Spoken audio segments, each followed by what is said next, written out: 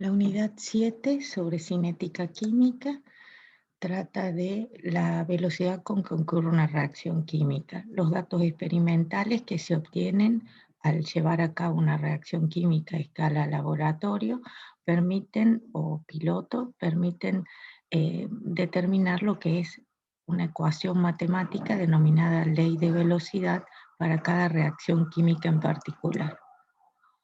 Lo que debemos reconocer al finalizar esta unidad es a qué velocidad ocurren las reacciones químicas, cómo varían según la concentración en función del tiempo, ya que lo que ocurre es que en todo sistema en estudio, que es una reacción química, los reactivos van desapareciendo y los productos van apareciendo. A su vez hay factores que van a influir en esa velocidad de una reacción, como pueden ser la concentración, la presentación de los reactivos, la temperatura, ¿sí? Y algunas reacciones ocurrirán más rápido que otras y eso es en función del orden y la energía de activación. Hay toda una teoría que eh, desarrolla cómo ocurre una reacción química y hay otros factores como un catalizador que pueden aumentar la velocidad de una reacción.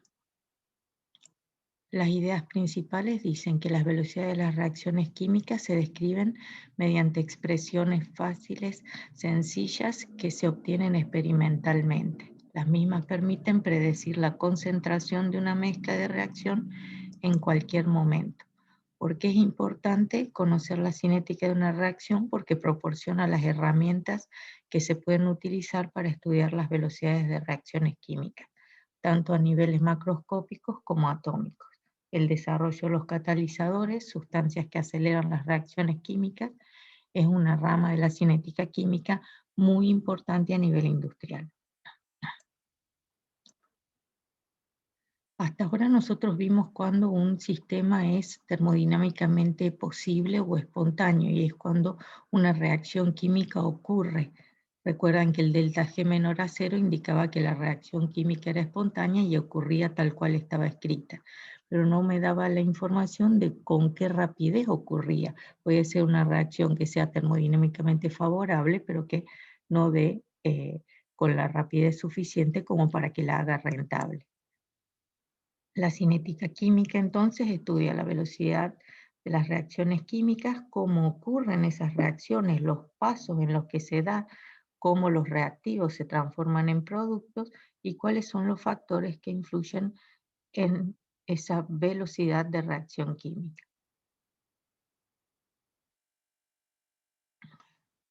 Entonces la termodinámica nos dice si una reacción ocurre o no, solo a través de los estados inicial y final del proceso.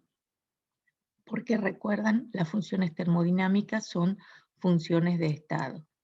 La cinética química nos indica cuán rápido ocurre una reacción química, porque nos interesa lo que ocurre dentro del proceso, el camino, las etapas a través de las cuales los reactivos se convierten en productos.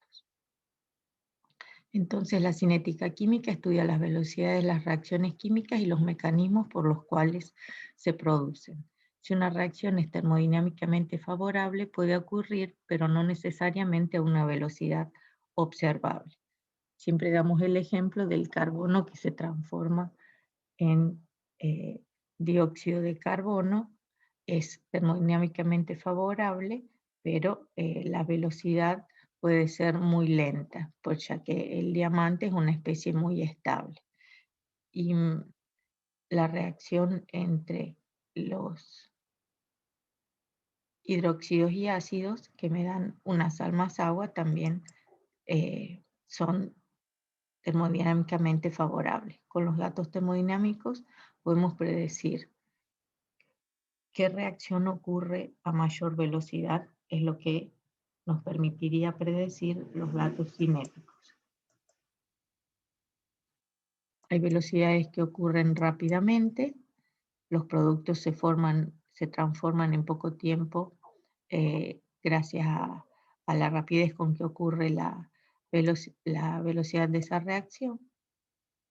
Y si no, hay reacciones que les lleva un determinado tiempo, como es la corrosión, por ejemplo, que les lleva bastante tiempo al hierro transformarse en óxido de hierro en un ambiente húmedo. Es una reacción lenta y los productos se forman en un periodo largo de tiempo. Si nuestro sistema en estudio es una reacción química, primero nosotros tenemos los reactivos que se van transformando en productos. Visualizados de este modo, medidos a lo largo del tiempo, vemos cómo las especies de un color en especial que estarían representando los reactivos se van transformando en productos, cada vez hay menos reactivos y aparecen más productos. Podemos hablar de dos modos de expresar la velocidad de una reacción química. Es la derivada de la concentración del reactivo o producto con respecto al tiempo y se toma siempre como valor positivo. No tiene sentido hablar de una velocidad negativa. Y es el cociente de la variación de la concentración de productos o de reactivos en una unidad de tiempo cuando los intervalos de tiempo tienden a cero. Es decir, cuanto más pequeño es el intervalo de tiempo, más estamos tendiendo a una velocidad instantánea. De lo contrario, sería una velocidad media. Entonces, ¿cómo definimos la velocidad en este sistema de interés que es una reacción química?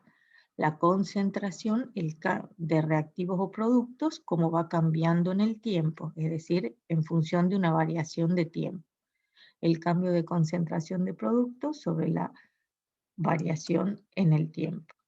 Cuando ese límite de tiempo tiende a cero, ¿sí? Cuando es más pequeño, la concentración de esa sustancia se transforma en una variación en derivada, derivada de la concentración de reactivos o productos con respecto al tiempo. Esa es la velocidad instantánea. En general, para una reacción A que me da B, la velocidad promedio o la velocidad media de desaparición de los reactivos es menos la variación de la concentración de los reactivos con respecto al tiempo.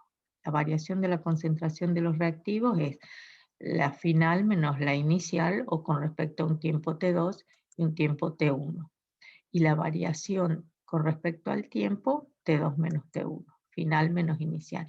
¿Por qué el signo menos? Porque los reactivos desaparecen en el tiempo y esta variación es negativa, pero ya dijimos que hablar de una velocidad negativa no tiene sentido, porque es la rapidez con que los reactivos se transforman en productos y por eso se le antecede el signo menos para que me dé un valor de velocidad positivo. La velocidad promedio de aparición de los productos, en cambio, no requiere del signo menos previo. ¿Por qué? Porque la variación de la formación de productos, en este caso medido a través de su concentración, es un valor positivo. Y la variación con respecto al tiempo sigue siendo el mismo periodo de tiempo y es positivo. Las unidades para la velocidad son concentración molar y segundos. Puede ser también que esté dado en horas si la velocidad es muy lenta. Concentración molar, que sería mol por litro por segundo, ¿sí? O molar segundo a la -1. Lo que tiene que quedar claro conceptualmente es que los reactivos desaparecen en el tiempo y los productos aparecen en el tiempo. Esto es lo que estamos midiendo, cómo los reactivos van desapareciendo, cómo su concentración va disminuyendo en un periodo de tiempo, por ejemplo, entre 20 y 10 segundos, y cómo la concentración de los productos va aumentando en ese mismo periodo de tiempo. La velocidad, por supuesto, debe ser la misma en ambos casos. Vamos a un ejemplo, la reacción entre el bromo y el ácido fórmico, que me da anión bromuro, cation hidronio o protones y dióxido de carbono gaseoso cómo van desapareciendo los reactivos en el tiempo. En un punto, la tangente de esa curva me da la velocidad instantánea. Y como la velocidad va variando, ¿sí? ¿Por qué? Porque la concentración va disminuyendo en función del tiempo. Como pueden ver, a los 20, a los 100 segundos, a los 200 segundos, a los 300 segundos, ¿qué pasa con la velocidad? La velocidad va disminuyendo. ¿Por qué va disminuyendo? Y porque va disminuyendo la concentración de reactivos. Y dijimos que es función de la variación de la concentración de reactivos en un determinado periodo de tiempo. Y en un punto obtengo lo que es la velocidad instantánea, que es el límite cuando esa variación del tiempo tiende a cero. Se puede observar la secuencia o cómo fluye la reacción en este caso particular porque va cambiando de color. A medida que el bromo se va consumiendo, se va tornando el medio más claro en cuanto a color. Experimentalmente se obtienen estos datos. Se mide para diferentes tiempos la concentración de reactivos. Se parte de una concentración inicial de reactivos que va disminuyendo en el tiempo. ¿Por qué generalmente se trabaja con reactivos? Porque uno cuando inicia una reacción química lo que pone son reactivos y no productos. Entonces es más fácil medir cómo va bajando una concentración conocida que cómo va surgiendo de un valor muy pequeño de cero una concentración de productos como ven acá. Si en el inicio tengo una cantidad de reactivos y no tengo nada de producto, es más difícil ir midiendo cantidades pequeñas de producto que cantidades de reactivos conocidas que van disminuyendo.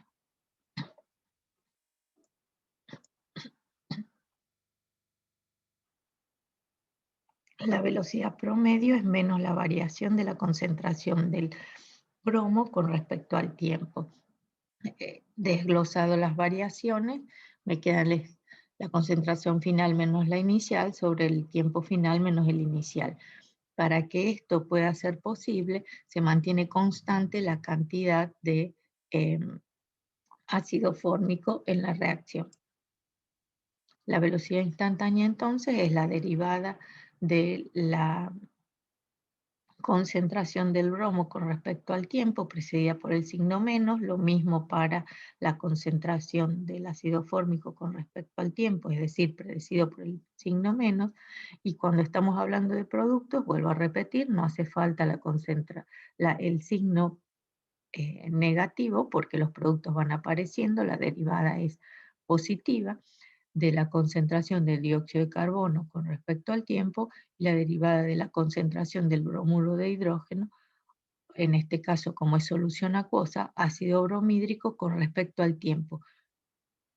Lo que aparece es el coeficiente estequiométrico dividiendo esta expresión de la velocidad de aparición del ácido bromídrico, porque si se fijan, la relación estequiométrica me dice que para un mol de cada uno que desaparece, aparece un mol de dióxido, pero el doble de ácido bromídrico. Si aparece el doble, significa que aparece con mayor rapidez, pero la velocidad de la reacción es la misma sin importar la especie que estoy utilizando para expresarla.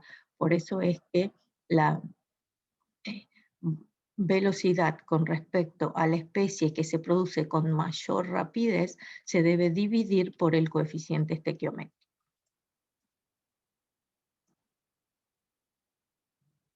Bueno, aquí más datos de la reacción para obtener lo que se conoce como ley de velocidad de la reacción química. Fíjense, en este caso, la velocidad es proporcional a la concentración del bromo, ¿sí? Porque graficados los datos me da una relación que la velocidad en función de la concentración del bromo me da una línea recta. Si es proporcional, quiere decir que a través de una constante de proporcionalidad, la velocidad es igual a la constante específica de velocidad por la concentración de bromo elevado a la primera. Y esta es la expresión de una recta. Se denomina K minúscula a la relación entre la velocidad de la reacción química y la concentración del reactivo bromo. Es la constante de velocidad, o también pueden ver constante específica de velocidad, y en este caso adopta un valor constante sin importar los periodos de tiempo y las concentraciones que estoy evaluando, y de allí su nombre, que es aproximadamente de 3,5 por 10 a la menos 3, 1 sobre segundo. Cabe aclarar en este caso que las unidades de la constante de velocidad o constante específica de velocidad es función de la expresión de la ley de velocidad. En este caso particular, para esta reacción química, la ley de velocidad me dice que la velocidad es igual a la constante por la concentración de bromo a la primera. Entonces, si la concentración es en unidades molares y la velocidad tiene que quedar expresada en molar por segundo, entonces las unidades de la constante van a ser 1 sobre segundo o segundo a la menos 1. Para una ecuación genérica, 2A que me da B, 2 moles de A, desaparecen por cada mol de B que se forma. La velocidad promedio entonces es con respecto a A, que es un reactivo, menos un medio de la variación de la concentración de A con respecto al tiempo. Aquí estamos viendo la influencia de la velocidad de la reacción y su estequiometría, porque siempre tengo que tener en cuenta los coeficientes estequiométricos para la expresión de la velocidad media o promedio. Con respecto a B, la velocidad promedio es igual a la variación de B con respecto al tiempo. El coeficiente estequiométrico es 1 y como es un producto no le va signo negativo. Generalizando para una ecuación química donde A moles de A más A de A más B moles de B que me dan C moles de C más D moles de D, la velocidad media es menos 1 sobre A, coeficiente estequiométrico de A, variación de concentración de A con respecto al tiempo, igual a menos 1 sobre B, variación de la concentración de B con respecto al tiempo, igual a 1 sobre C, signo positivo porque ya estoy en productos, variación de C con respecto al tiempo, igual a 1 sobre D, variación de D con respecto al tiempo. La ley de velocidad expresa el producto de la concentración de los reactivos elevados a una potencia llamada orden de reacción. La ley de velocidad es una expresión matemática que se obtiene experimentalmente a partir de datos medidos, ¿sí? Como las tablas que les mostramos en las diapositivas anteriores, y que me indica que la velocidad de una reacción química es proporcional a través de una constante de velocidad a la concentración de los reactivos elevados a exponentes que sumados me dan el orden global de la reacción. Estos exponentes no tienen nada que ver con los coeficientes estequiométricos que vinimos usando antes en la expresión de la velocidad media, sino que se obtienen experimentalmente de los datos que se recaban o que se juntan cuando se experimenta con una reacción química. La reacción es de orden N con respecto a A, de orden M con respecto al reactivo B y de orden general o global N más M. Por supuesto, adopta números en N y M, en general enteros, pero no quiere decir que puedan ser o negativos o fraccionarios. A la constante K se lo denomina constante de velocidad y aclara que no se debe confundir con la constante de equilibrio, que es lo que veremos en la próxima unidad. El valor de la constante de velocidad depende de cada reacción. Como le mostrábamos recién, para el caso del ejemplo del bromo, tenía un valor de 3,5 por 10 a la menos 3, 1 sobre segundo, pero ese valor es específico de esa velocidad. Cuando ustedes estén experimentando con otra velocidad, con otra reacción química, van a tener otro valor de K. Las leyes de velocidades son determinadas experimentalmente. El orden de la reacción siempre es definido en términos de la concentración del reactivo, no del producto. El orden de un reactivo no está relacionado con el coeficiente estequiométrico del reactivo en la ecuación química balanceada. Esquemáticamente los reactivos que dan productos, por ejemplo, el fósforo con el óxido de cloro, 4, dióxido de cloro, perdón, que me da este compuesto. La ley de velocidad me dice que la velocidad es igual a la constante por la concentración de flúor por la concentración del dióxido de cloro. Cuando no se expresan es que es a la primera, ¿sí? Y si es a la primera pueden ver que no tiene nada que ver con el coeficiente estequiométrico, lo que dice acá.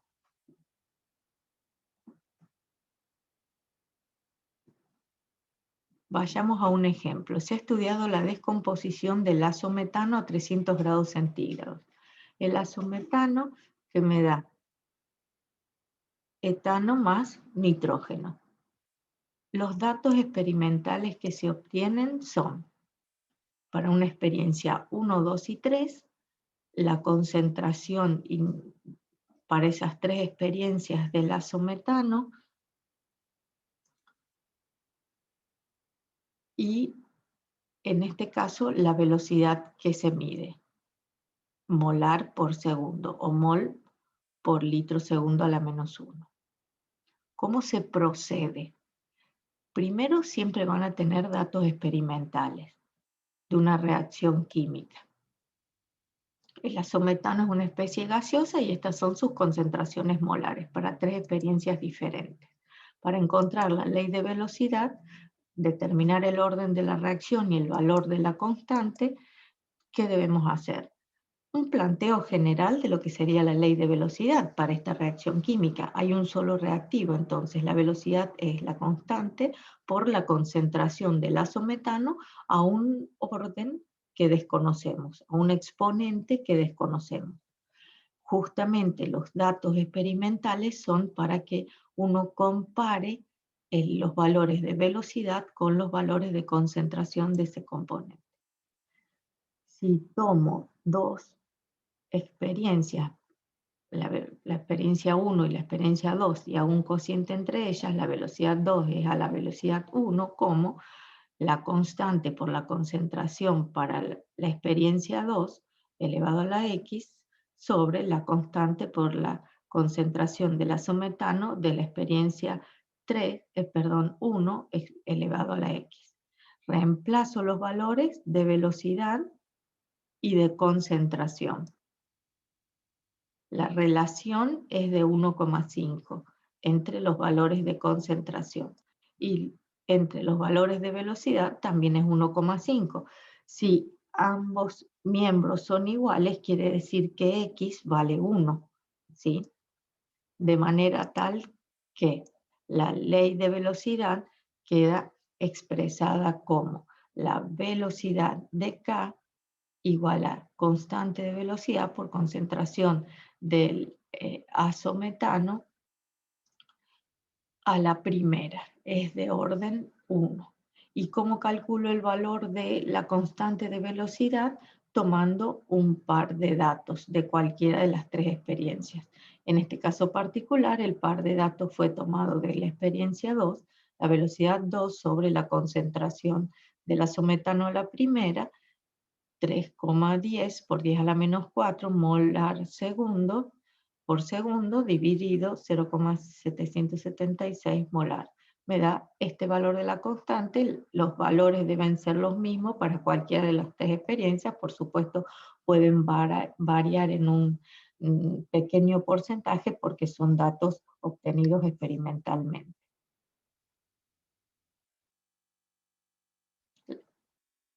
La ley de velocidad, entonces, es la velocidad igual a la constante por la concentración de la metano a la primera, y el valor de la constante, 4 por 10 a la menos 4, 1 sobre segundo, o segundo a la menos 1, porque como la reacción es de primer orden, significa que es para que la velocidad me den unidades molar por segundo, debe ser las unidades de K 1 sobre segundo, o segundo a la menos 1.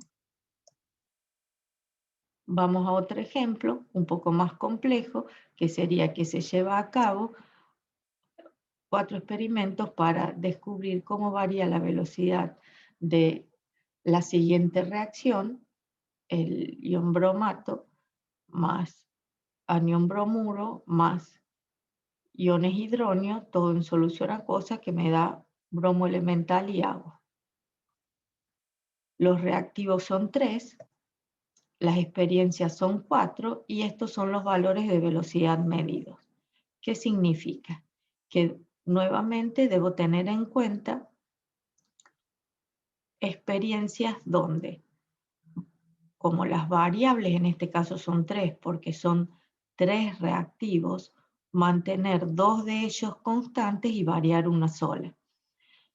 En las experiencias 1 y 2 vemos que se duplica la concentración del anión bromato y se mantienen constantes el resto de los reactivos. Como siempre, pide determinar el orden de reacción y el valor de la constante de velocidad. Para la resolución, la expresión genérica va a ser que la velocidad es la constante por la concentración de anión bromato a la X, por la concentración de anión bromuro a la Y, por concentración de ion hidronio a la Z. Estas son mis 3 incógnitas, que son los órdenes a los que está elevado cada una de las concentraciones de cada uno de los reactivos, y la constante de velocidad.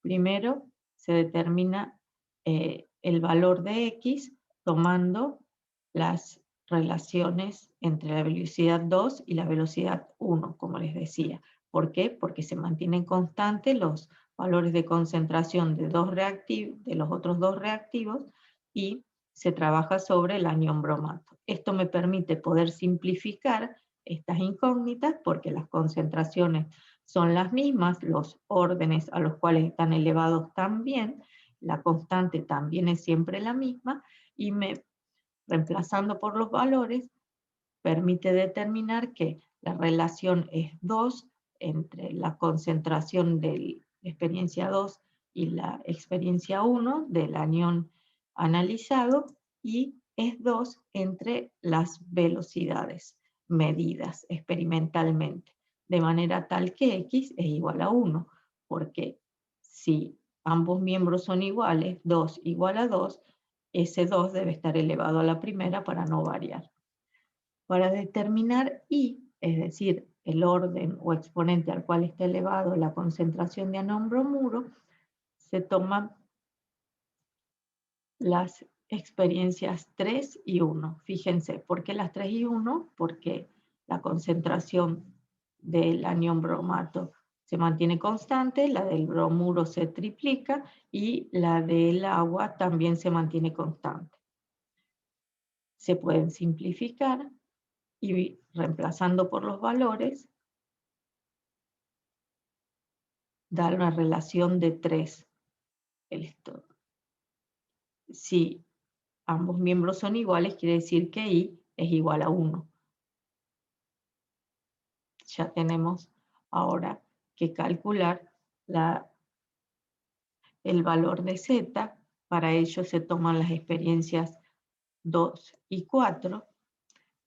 En las experiencias 2 y 4, lo que se puede ver es que la concentración de anión bromato se mantiene constante, la concentración de anión bromuro se mantiene constante y se duplica la concentración de ion hidrógeno. Para esos valores, para la relación se simplifican, de concentración de ion hidrógeno me da 2 y la relación entre las velocidades me da 4. Significa que un número elevado a la segunda, ¿sí?, al cuadrado, me va a dar 4. Z es igual a 2. De manera tal que la ley de velocidad para esta reacción química específica es la constante por la concentración de anión bromato a la primera, por la concentración de anión bromuro a la primera, por la concentración de ion hidrógeno a la segunda. Esos serían los órdenes de reacción respecto de cada uno de los reactivos. Y el orden global es la suma de todos los órdenes, 2 más 1 más 1, es decir, 4. Y el valor de K, la constante específica, puedo tomar cualquier experiencia, en este caso tomamos la experiencia 1 y reemplazamos los valores de la tabla, se obtiene que el valor de la constante de velocidad es 12 molar a la menos 3 segundo a la menos 1. ¿Por qué 12 molar a la menos 3 segundo a la menos 1? Porque si ustedes se fijan, las concentraciones molares son a la cuarta, molar por molar segundo, dividido segundos, digamos, pero molar a la cuarta tiene que tener un molar elevado a la menos 3 para que me quede la velocidad en molar segundo. Con esto queda indicado que el valor numérico y las unidades de K, el valor numérico y las unidades de K van a indicar que para cada reacción química vamos a tener unidades específicas, no solo valor numérico, sino también unidades específicas. Reacciones de primer orden, entonces. La variación de la concentración en función del tiempo. Una reacción es de primer orden cuando la ley de velocidad es la velocidad igual a la constante por la concentración del reactivo a la primera. La constante siempre va a tener unidades de segundo a la menos 1. La expresión de la ley de velocidad de primer orden para la relación entre la concentración y el tiempo, podemos igualarlo y me queda que menos la variación de la concentración de A con respecto al tiempo es igual a K por A.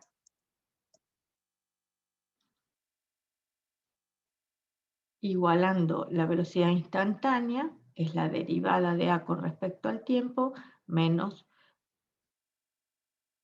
igual a K por A, reordenando la derivada de A con respecto a A en concentración es igual a menos K por el diferencial del tiempo, integrando, me queda que el logaritmo de A para un tiempo t menos el logaritmo de A inicial, de la concentración de A inicial, es igual a menos K por t.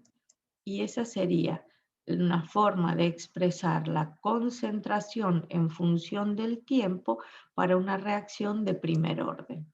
Si ustedes se fijan, el logaritmo de A es igual para un tiempo t a menos K por t más logaritmo de A0, que sería una constante porque es la concentración inicial de la cual parto. T es la variable, en este caso, independiente, e I es la variable dependiente de cómo a medida que transcurre el tiempo, la concentración de A va cambiando. Graficando, tenemos una recta de ordenada logaritmo de la concentración inicial de A y una pendiente que me va diciendo cómo es es negativa porque va disminuyendo ese valor del logaritmo de la concentración en función del tiempo que va transcurriendo. También puede ser utilizado en lugar de la concentración del reactivo A, la presión parcial de A cuando se trata de un gas. Cuando la reacción es de segundo orden, como puede ser 2 veces el pentóxido de dinitrógeno, que me da 4 moles de dióxido de nitrógeno más oxígeno, vemos en este ejemplo que los datos experimentales me permiten realizar esta curva del logaritmo de la concentración del reactivo en función del tiempo, de manera tal que responde a una ley de velocidad de primer orden. Cuando hablamos de primer orden, también es importante la medida de la vida media en las reacciones químicas. La vida media o tiempo medio o T sub 1 medio es el tiempo requerido para que la concentración del reactivo pueda reducirse a la mitad de su concentración inicial. Si disminuye a la mitad de su concentración inicial, fíjense, la gráfica, como había mostrado en la diapositiva anterior de la concentración con respecto al tiempo, sigue esta forma, ¿sí? De una hipérbola equilátera, ¿sí? Y en este caso, cómo la concentración va disminuyendo a medida que el tiempo va transcurriendo. Cuando reordenamos esa ecuación del primer orden de la concentración en función del tiempo y pasamos la constante de velocidad al otro miembro y ponemos la condición de que sea el tiempo para el cual la concentración de A disminuya a la mitad, es decir, la inicial de A disminuya a la mitad, entonces el tiempo medio es el logaritmo del cociente entre la concentración inicial y la concentración a la mitad de ese tiempo sobre K. Se me simplifican las concentraciones iniciales y me queda que para el tiempo medio para una reacción de primer orden es independiente de la concentración inicial y es igual al 0,693 sobre el valor de la constante. Esto es importante para ver los isótopos de elementos que pueden llegar a ser radiactivos y algunos pueden ser dañinos justamente por la cantidad de tiempo que quedan activos, ¿sí? O la vida media que tienen en el ambiente. Una consulta sería, ¿qué isótopo se destruye a mayor velocidad? ¿Cuál tiene una constante mayor? El que se destruye a mayor velocidad es el que tiene un tiempo medio menor, ¿sí? En este caso, comparando el sodio con el cobalto, el sodio 24 y el cobalto 60, tiene menor tiempo medio el sodio. ¿Y cuál tiene mayor valor de K? A medida que K aumenta, la velocidad también aumenta de destrucción. Entonces el sodio es el que tiene mayor valor de K. Relación concentración-tiempo para reacciones de segundo orden. Para la reacción del tipo A que me da productos y con una ley de velocidad que es igual a K por la concentración de A al cuadrado, porque dijimos que es del segundo orden, las unidades de la constante de velocidad serían molar segundo a la menos 1 o 1 sobre molar segundo. La velocidad promedio es menos la variación de la concentración de A con respecto al tiempo. La velocidad instantánea es menos la constante por la concentración de A al cuadrado. Reordenando la ecuación, me queda que la derivada de A sobre A al cuadrado es igual a menos la constante por el diferencial de tiempo. Integrando entre un tiempo 0 y t y una concentración inicial y para ese tiempo t, me queda que la integral de la derivada de la concentración de A sobre A al cuadrado es 1 sobre A igual a kT más 1 sobre A inicial. Si graficamos, podemos ver que esto es del tipo de una recta, con su ordenada al origen, 1 sobre concentración inicial. Entonces, si graficamos 1 sobre concentración de A en función del tiempo, tenemos la ordenada al origen, 1 sobre concentración inicial de A, y cómo va variando a medida que el tiempo transcurre. Es una pendiente positiva K, y para un tiempo medio, que era lo que estamos analizando, la concentración de A es la concentración inicial sobre 2.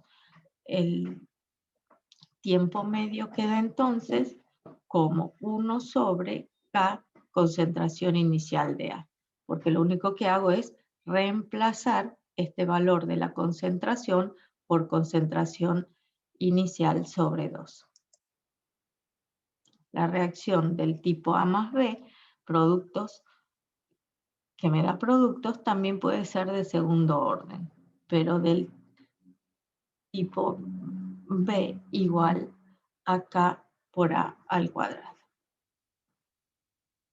¿Y cómo sería para una reacción de orden cero? No habíamos hablado de una reacción de orden cero, pero una reacción de orden cero quiere decir que la velocidad es siempre la misma sin importar la concentración, porque está elevado a la cero, ¿sí? Y todo número a la cero me va a dar 1.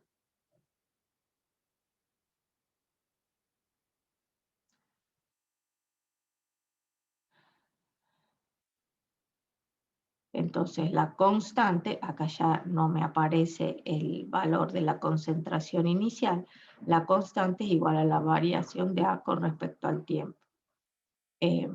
Acá sería un signo menos que después aparece acá, ¿sí? E integrando entre la concentración inicial y un tiempo t y el tiempo 0 y un tiempo t, me queda que la concentración para un tiempo t es menos K por t más la concentración inicial.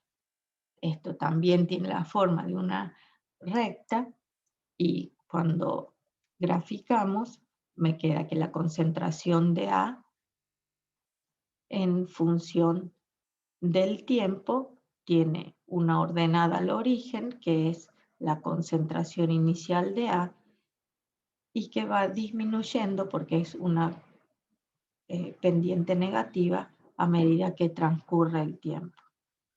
Para un tiempo medio, donde la concentración de A es la concentración inicial sobre 2, me queda reemplazando, ¿sí?, la concentración de A por la concentración de A inicial sobre 2, me queda que es la concentración inicial sobre 2K. Y así podemos calcular la vida media de cualquier sustancia referidos al reactivo, siempre que la ecuación sea de orden cero, ¿sí? La ley de velocidad sea de orden cero. Quiere decir que con lo que estuvimos analizando hasta ahora, tanto primer orden, segundo orden u orden cero, ustedes tienen gráficas características, expresiones del tiempo medio característicos o vida media, ¿sí?, que van a depender justamente de que si la reacción es de primero, segundo u orden cero.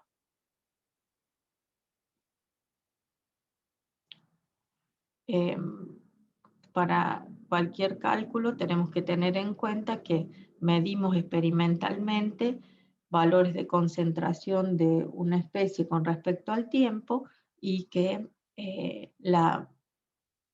mm, planteamos una ley de velocidad genérica, vemos cuál es el mecanismo de reacción, es decir, si va a ser de primero, segundo orden, orden cero, ¿sí? Y planteamos un modelo, que sería la ley de velocidad, corroborar esa ley de velocidad y calcular la constante. Con esto lo que queremos mostrar es que la cinética química es un área de la química muy importante, pero que obtiene todos sus resultados de manera experimental. No tenemos ecuaciones fijas para aplicar siempre, solo tenemos una tendencia y una aproximación, que es saber que hay reacciones de primer orden, de segundo orden, de orden cero, que serían las más sencillas. Hay otras más complejas.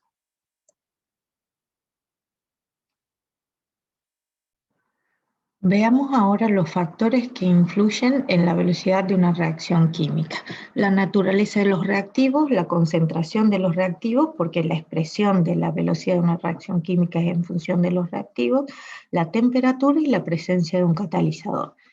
La naturaleza de los reactivos, el estado físico se refiere o a la superficie de contacto o grado de pulverización.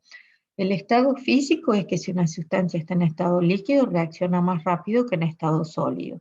En la superficie de contacto o grado de pulverización, el grado de subdivisión de un sólido o un líquido modifica la reacción. Metales en trozos son menos reactivos que metales pulverizados, ¿sí? Hechos polvo o un líquido puestos como un aerosol. La concentración de reactivos, porque vimos que la ley de velocidad es función de la concentración de reactivos, a mayor concentración, mayor velocidad. La temperatura siempre aumenta la velocidad de una reacción, ya vamos a ver la expresión matemática que lo justifica, y la presencia de un catalizador, ¿por qué? Porque modifica la velocidad de una reacción. La teoría de las colisiones de una reacción química y la energía de activación son conceptos que permiten interpretar cómo ocurre a nivel atómico y molecular una reacción química. El número de moléculas de productos es proporcional al número de choques entre las moléculas de los reactivos. Una reacción química debemos pensarla como reactivos que chocan entre sí, se rompen enlaces y se forman enlaces nuevos para dar lugar a los productos. Pero esos choques que se realizan tienen que ser choques efectivos, es decir, que tengan una determinada energía mínima necesaria y que estén orientadas las moléculas de manera tal que se puedan romper los enlaces específicos que se quieren romper para formar un determinado producto. El número de moléculas de productos, entonces, va a ser proporcional a todos esos efectos que estamos diciendo. De estos choques, no todos son efectivos, es decir, si los productos se forman en función de los choques o proporcionalmente a los choques de las moléculas de los reactivos, no todos los choques van a generar productos, o porque no tienen la energía necesaria para construir el complejo activado, porque no tienen la orientación adecuada.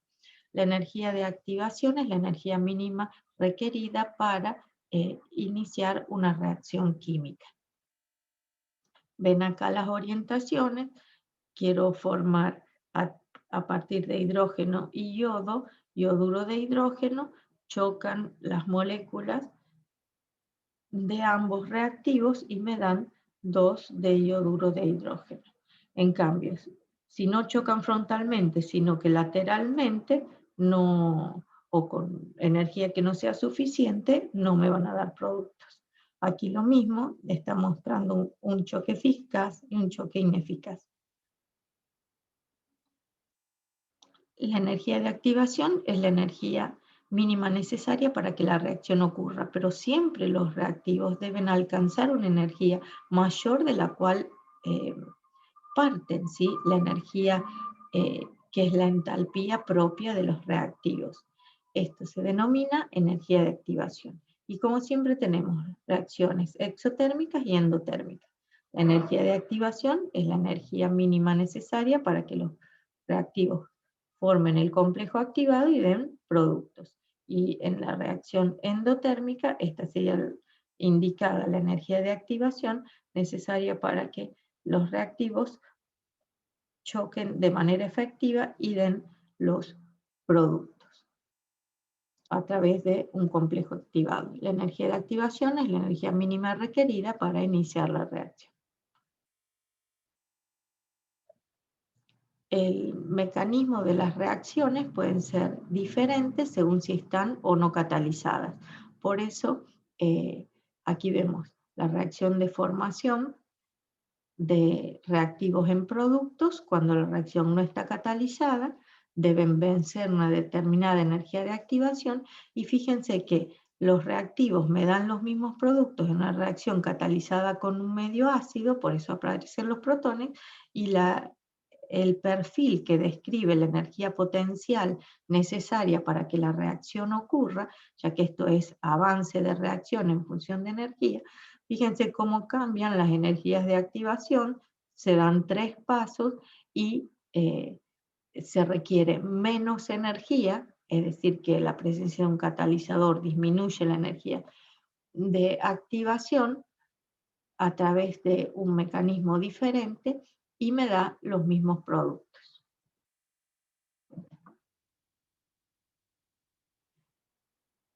En este caso particular, estamos viendo la reacción entre el monóxido de dinitrógeno y el monóxido de nitrógeno, que reaccionan para dar estados de transición y los productos.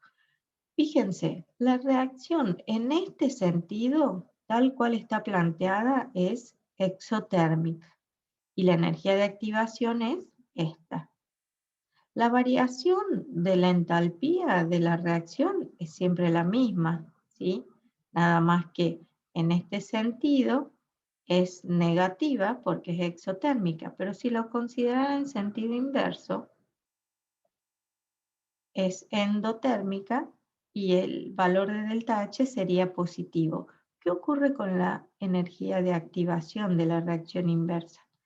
Siempre es desde la energía de los que se consideran en este momento reactivos hasta la energía máxima necesaria mínima necesaria para que la reacción ocurra. Lo que sí vemos es que es mayor en el proceso inverso que en el directo. Aquí lo importante es que comprendan cómo identificar cada una de las energías de activación de la reacción directa y de la inversa, y que de la entalpía de la reacción en valor numérico es siempre la misma, nada más que va a cambiar el signo si se lo considera como exotérmica o endotérmica en el sentido inverso. ¿Cómo influye la temperatura en una reacción química? La constante de velocidad y por tanto la velocidad de una reacción aumenta si aumenta la temperatura, porque la fracción de moléculas que sobrepasan la energía de activación es mayor. Así, a T2 hay un mayor porcentaje de moléculas con energía suficiente para producir la reacción que a T1. Gráficamente podemos ver el número de moléculas a temperatura 1 y el número de moléculas a temperatura 2.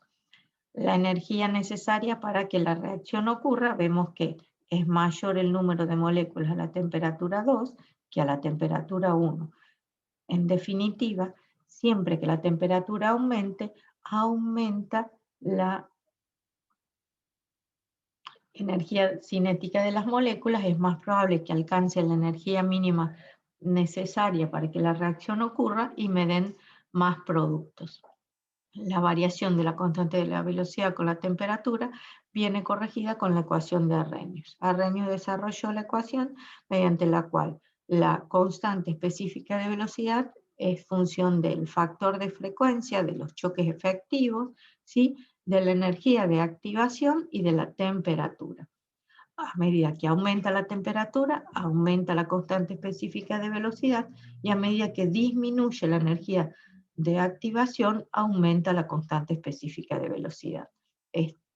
Este análisis permite ver cómo estas factores como son la energía de activación y la temperatura influyen en K. Si K aumenta, que es digamos, la constante de proporcionalidad de la velocidad, si K aumenta, la velocidad, por ende, también va a aumentar. Las temperaturas son temperaturas absolutas, quiere decir que son en grados Kelvin. Si se expresan para dos constantes de velocidad, para dos temperaturas diferentes, ¿sí? Podemos, aplicando logaritmo, calcular la constante de la velocidad de una reacción, de una misma reacción a otra temperatura. Y aquí es nada más el análisis que acabo de decirles: si la temperatura aumenta, este factor disminuye, como tiene signo negativo aumenta el valor de la base neperiana y la constante aumenta, la reacción se acelera.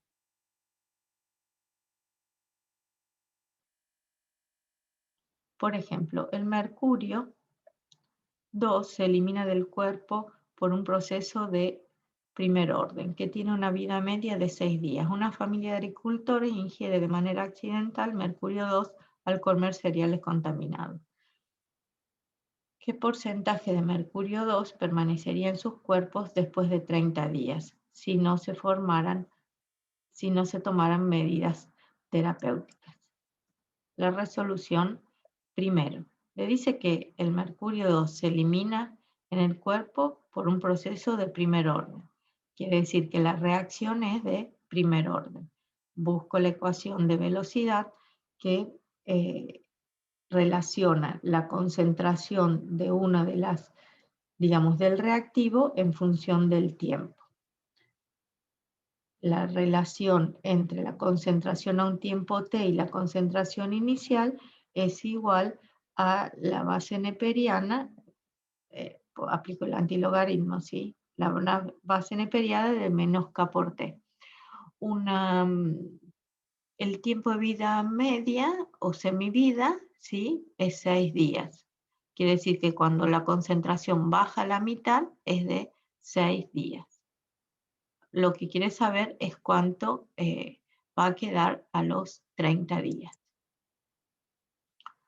Como es de primer orden, el tiempo de vida media no es función de la concentración inicial, y fíjense que no lo tienen dado como dato, sino de un valor de 0,693 por el tiempo de vida media, que son 6 días.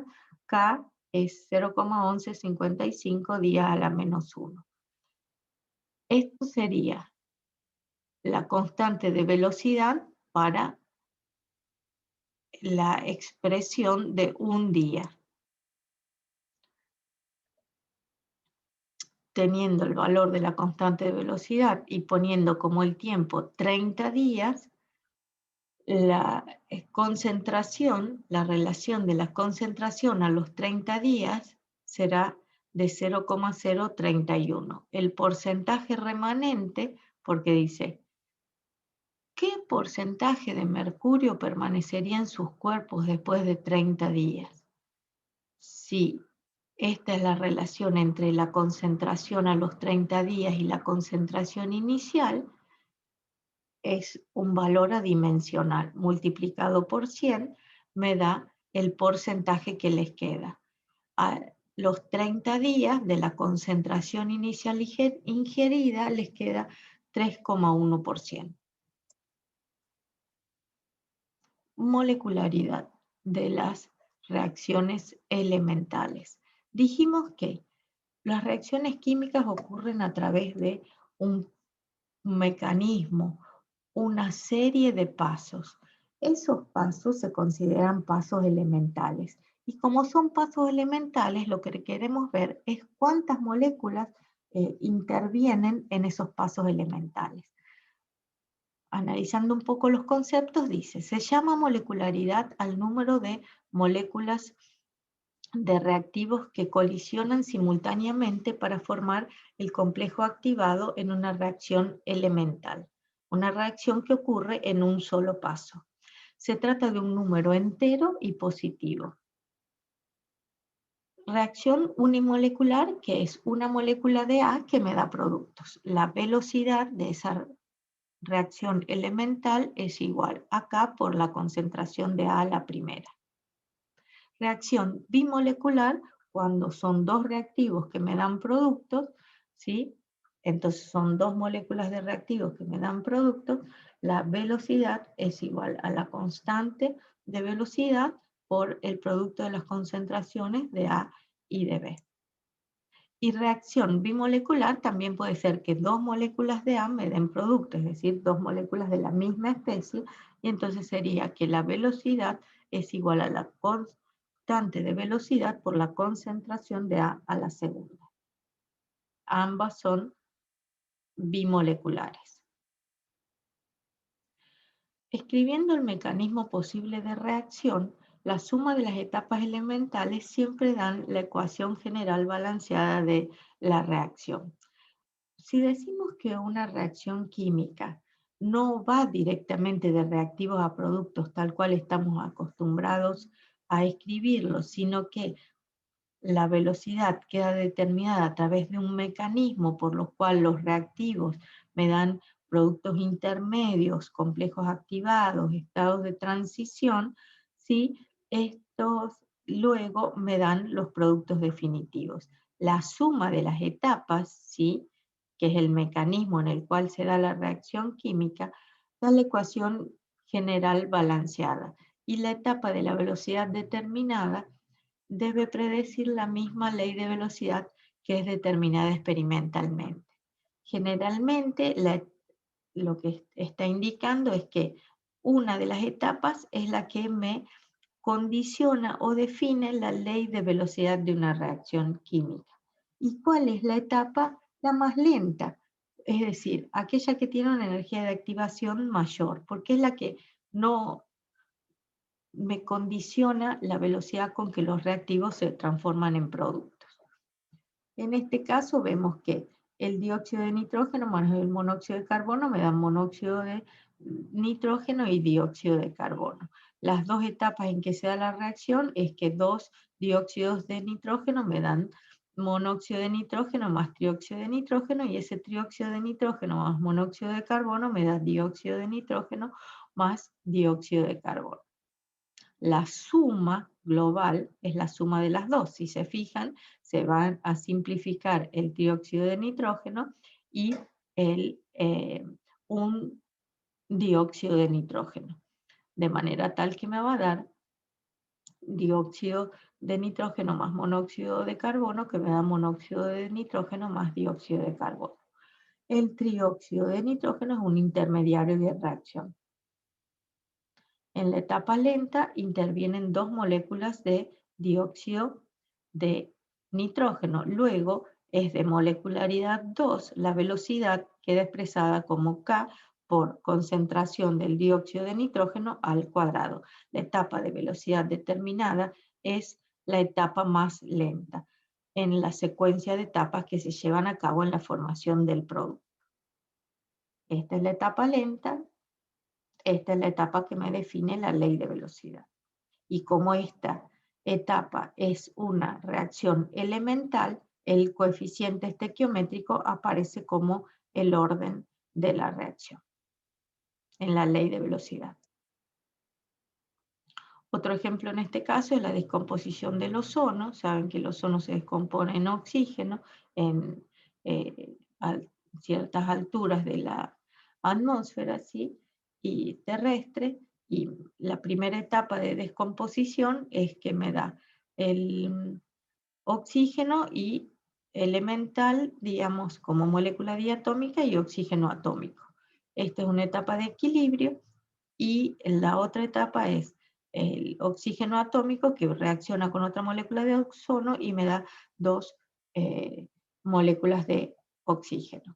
Esta etapa elemental es unimolecular en este sentido y bimolecular en el sentido opuesto, ya que es un equilibrio, y en este sentido este es el reactivo, entonces una sola molécula, y en el sentido opuesto, bimolecular, es dos reactivos, oxígeno molecular y oxígeno atómico, es acá la -1 es bimolecular. Estas son las dos etapas elementales y la más lenta es la que definirá la velocidad de la reacción, donde la reacción global es 2 ozonos que me dan 3 oxígenos. Sumadas me da esta. Las dos etapas sumadas me van a dar esta. ¿Por qué? Porque el oxígeno elemental es el intermediario de reacción que desaparece, ¿sí? Y son los 2 ozonos que me dan los 3 oxígenos. El mecanismo, entonces, me indica que el paso 1 unimolecular, el paso 2 bimolecular, y viendo una reacción que va transcurriendo a través del tiempo, los reactivos que me dan productos, los intermediarios de reacción, fíjense que la gráfica en cuanto a la energía, tengo un paso rápido o una etapa elemental rápida y una etapa elemental lenta. ¿Cuál va a ser la determinante? La más lenta. ¿Qué ocurre con los catalizadores como factores que intervienen en la velocidad de una reacción química? No modifican, porque dice que los catalizadores intervienen en alguna etapa de la reacción, pero no se modifican, pues se recuperan al final y no aparecen en la ecuación global ajustada. Modifican el mecanismo y por tanto la energía de activación. No modifican las constantes de equilibrio. Las reacciones, esto ya lo vamos a ver en la próxima unidad, las reacciones catalizadas también pueden clasificarse en homogéneas o heterogéneas. También existen las enzimáticas, ¿sí? Y gráficamente, fíjense, la energía en función del avance de la reacción, de una reacción exotérmica no catalizada, donde la energía de activación tiene un valor y cuando está catalizada la energía de activación disminuye. ¿Por qué? Porque propone un nuevo mecanismo de reacción. Si disminuye la energía de activación, aumenta la constante de velocidad y por ende aumenta la velocidad de esa reacción química. Y esa es la función del catalizador. Hay catalizadores que ocurren en estado sólido y entonces la catálisis es heterogénea, la reacción se produce en superficie y en este caso como el oxígeno se separa en sus formas atómicas y reacciona con el monóxido de carbono para dar dióxido de carbono. En una reacción heterogénea, entonces, se puede ver cómo la especie, ¿sí?, retenida en la superficie del sólido, reacciona B con A para dar C. La reacción sin catalizar en el perfil rojo y la reacción catalizada en el perfil azul. Acá está mostrando cómo hay etapas en la reacción catalizada de manera heterogénea, donde primero hay una absorción en superficie de las especies reaccionantes y después difunden en la superficie para dar, junto con el otro reactivo, los productos, ¿sí? Es una reacción a nivel superficial.